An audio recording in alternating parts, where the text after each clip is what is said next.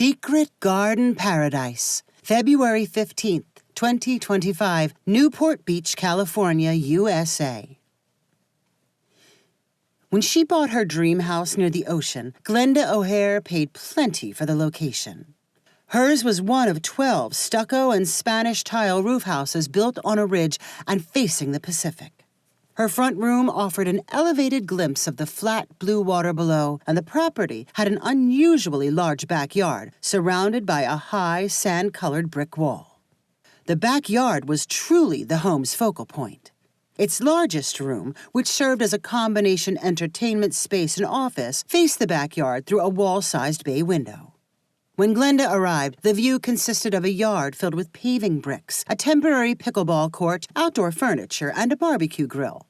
She had no plans for outdoor lounging, and instead wanted something more picturesque she could admire while reclining in her desk chair and sipping tea. Inspired by recent trips to Europe and Hawaii, she decided what she needed was a formal garden with a tropical flair. She called her realtor and received a recommendation for a landscaper. Horatio Torres worked on multiple properties in the area and understood which plants thrived and struggled. When he was summoned by Glenda, he arrived 10 minutes early in a work truck and wearing a long-sleeved cotton shirt advertising the name of his company. He carried a notepad as he followed Glenda around the backyard. "It's a very large space, and it gets plenty of sun," Glenda said proudly. "Oh, yes, ma'am. A very nice space," Horatio agreeably replied. "When I look through my window, I want to see something beautiful, not these bricks on the ground."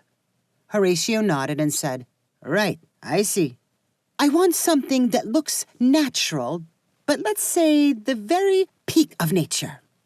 I don't know if you've ever been to Hawaii. I want a garden full of tropical plants with flowers that are always blooming, and fruit trees so I can have fresh fruit all year long. I love bananas and mangoes." Horatio's eyes grew wide, but he continued to nod agreeably. "And it needs to be environmentally friendly and not use a lot of water." Horatio's eyes grew even wider as he replied, "Yes, that would be very nice, too. And I'm imagining a gravel path that meanders through, not that I plan to use it. I'm mostly interested in viewing it through my window. I'm not fond of bugs, and I'm afraid I have terrible allergies." "A viewing garden. A beautiful, tropical viewing garden," Horatio said, as a kind of summary. "Of course, I would pay you generously to both install and maintain it all." Horatio smiled thoughtfully and nodded some more. This was exactly the kind of lucrative job he needed to keep his business going. "Yes, ma'am, I can build it for you. Something you will love. I can start right away." It did not take long to agree on a price, and for Horatio to produce a contract for Glenda to sign. He drove away feeling warily optimistic. To make the job work, he would need to attempt something radically different. If he succeeded, he would have a lucrative client for years to come. If not, his reputation would take a serious hit. Horatio clearly understood that Glenda was asking for the impossible for her dream garden. She could not have flowers that were always blooming and fruit trees that were always in season. The Southern California climate was very accommodating, but not all tropical plants would grow well. Those that did would require lots of water, not the environmentally stingy amounts Glenda proposed. Horatio needed to get creative. Fortunately, timing was perfect for an experiment. Horatio had helped with a movie set designed to recreate the Garden of Eden. It was filled with high-quality, lifelike versions of the flora Glenda craved. Now that the movie was complete, Horatio could pick up the props at a steep discount. He rented multiple trucks and trailers and filled them with hundreds of fake fruit trees, palm trees, and tropical plants. His collection included flowers bursting in bright reds, yellows, and purples. Everything was made with plastic, fiberglass, and steel, but they were indistinguishable from the real thing, even when viewed from very close. With his plants secured, Horatio hired extra laborers to transform Glenda's backyard during the week when she was out of town. They removed the paving brick and buried the sturdy bases for each plant deep in the ground. By the time the job was done, the space was thick with fake foliage. Horatio plotted out the requested walking path and mostly copied the layout used in the Garden of Eden movie. He randomly added plastic drip pipes as a final touch, but did not attach them to a water source. The install went twice as quickly as it might have taken with genuine plants, and the garden was ready in time for Glenda's return. "Amazing! Better than I imagined," Glenda exclaimed as she and Horatio stared at the garden through her bay window. "I'm glad you like it, ma'am," Horatio said humbly. "And it won't require much water?" "No, ma'am. I don't think you'll even notice a difference in your water bill." "Marvelous. I'll stare at this for hours. I'll be back every week to tend to it and pick the fruit, like we agreed."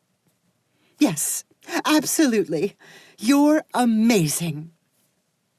As she predicted, Glenda did spend most of her days with at least one eye on the garden. Her work desk was already inside what she now called her viewing room. She added a couch, side chairs, and a coffee table to accommodate visitors. Whenever she entertained guests, she offered them fruit grown on her trees. Everyone was quick to agree that hers was the most enchanting backyard they had ever seen. True to his word, Horatio returned each week and made a show of maintaining the garden while Glenda looked on. He pushed around a cart filled with leaves and branches and sprayed the plants with a hose. He was mainly there to wipe and wash off the dust that accumulated on the plastic leaves. He also presented Glenda with a box of fruit reportedly from the trees.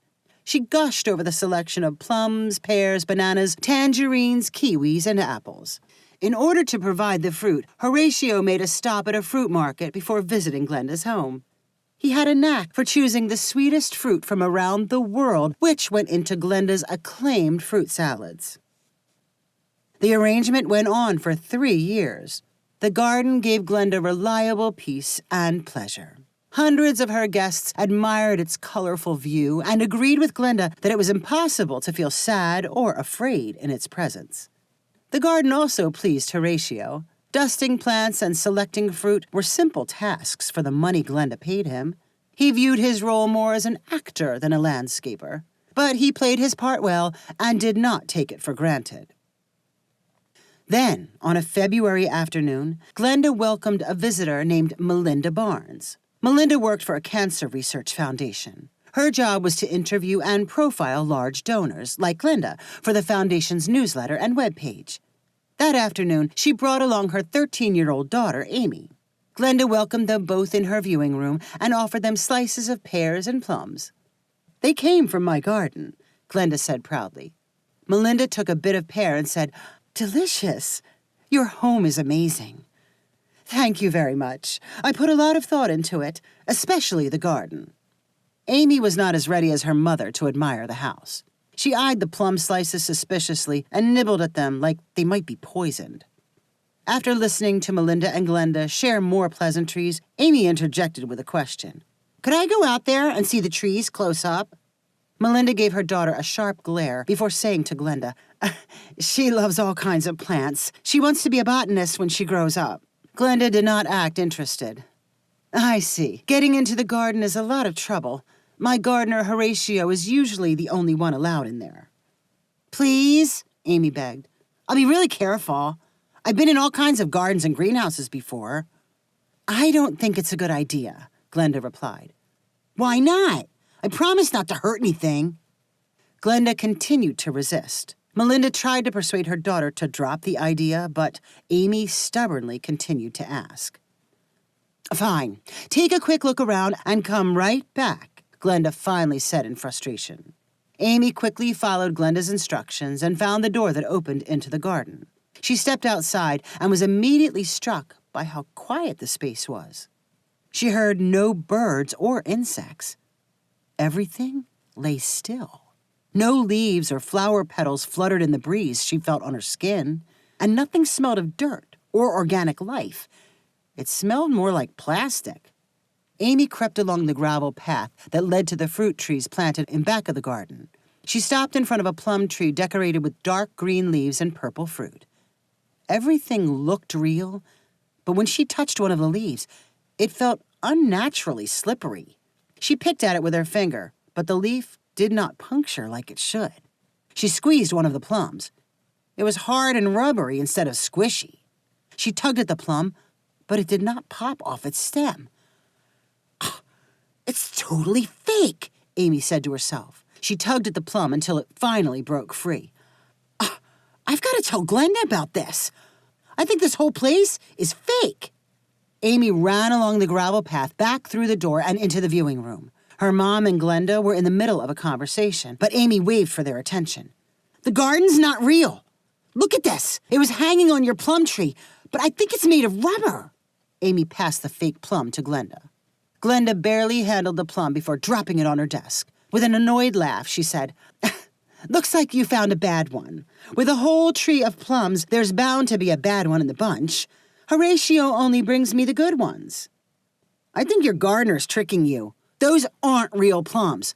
I don't think anything is real. Glenda shot Miranda a dangerous look before saying, Horatio does a wonderful job. I've never needed to question any of his work. The plums don't have ripe fruit in February. I just learned that in school. Your plums can't be real. Glenda's face grew more determined. Horatio does amazing things, and the Southern California climate is different than anywhere else in the world.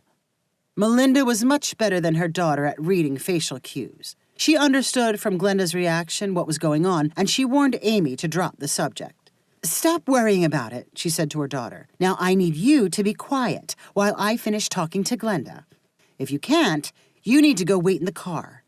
Melinda apologized to Glenda for her daughter and urged her to finish answering the question they were discussing before Amy interrupted.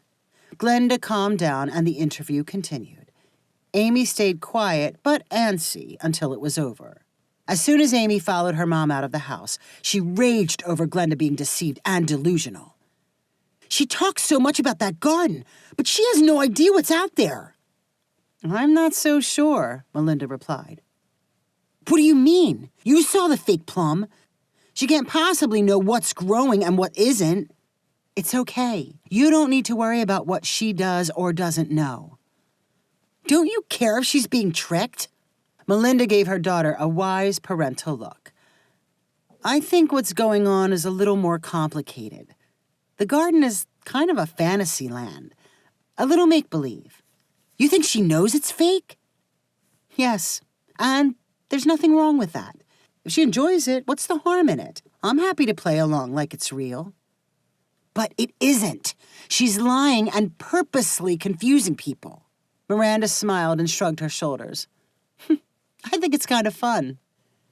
Amy sneered, not ready to give up the argument. How can you be so sure she even understands what a real plant is compared to a fake one? Because before she moved here, she was a pretty famous scientist at a large company. She made a lot of money and a lot of discoveries. And guess what she studied? Plant genetics. She knows as much about plants as anyone else on Earth. I'm sure she knows when plums were supposed to be ripe. I was hoping the two of you would hit it off since you both like plants so much. That's why I brought you. It was kind of a surprise. Amy remained speechless for almost a minute after hearing the news. She finally asked, Does her gardener know who she is? I doubt it. They're both keeping secrets. They seem to like it that way. If you enjoyed this story, please rank it on the website 500ironicstories.com. Please subscribe on the website to get weekly updates as new stories are posted. And please share with friends using the convenient links available.